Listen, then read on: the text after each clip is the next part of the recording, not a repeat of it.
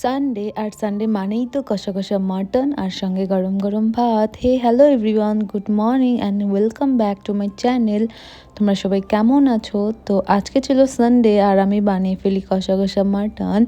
আর সানডেতে মাটনটা না হলে ঠিক জমে না। আর তোমাদের কার কার বাড়িতে সানডেতে মাটন রান্না করা হয় কমেন্ট করে জানিও।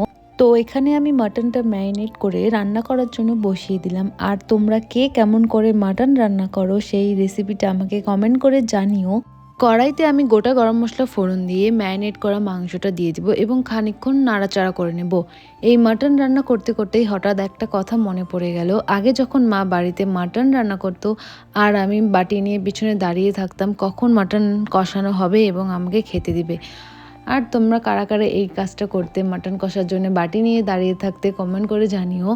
যাই হোক, এখন আর সেরকম হয়ে ওঠে না। আজকে আমার বরের ইচ্ছা হয়েছে, সে নাকি মাটন কষা খাবে। তো এখানে আমি ভালো করে ওর জন্য মাটনটা রান্না করে নিচ্ছি। গল্প করতে করতে ভুলেই গিয়েছিলাম যে মাটনে কি কি দিয়েছিলাম। মাটনে আমি রসুন, আদা, লঙ্কা আর জিরের একটা পেস্ট বানিয়ে রেখেছিলাম, সেটা দিয়েছিলাম। আর একটু দিয়েছিলাম কাশ্মীরি রেড চিলি পাউডার, একটু ধনে গুঁড়ো আর সামান্য চিনি। এগুলো দিয়ে একটু কষানোর পর মাটনে জল দিয়ে দিই সেদ্ধ হওয়ার জন্য। তারপর ভালো মতো কষিয়ে নিলেই হয়ে যাবে আমাদের মাটন আজকের জন্য রেডি। লাস্টে একটু গরম মশলা দিয়ে ভালো মতো ফুটিয়ে নেব। এই ছিল আজকে আমার মাটন রান্না করার ব্লগ। তোমাদের কেমন লাগলো? ভালো লাগলে লাইক, কমেন্ট, শেয়ার করে দিও।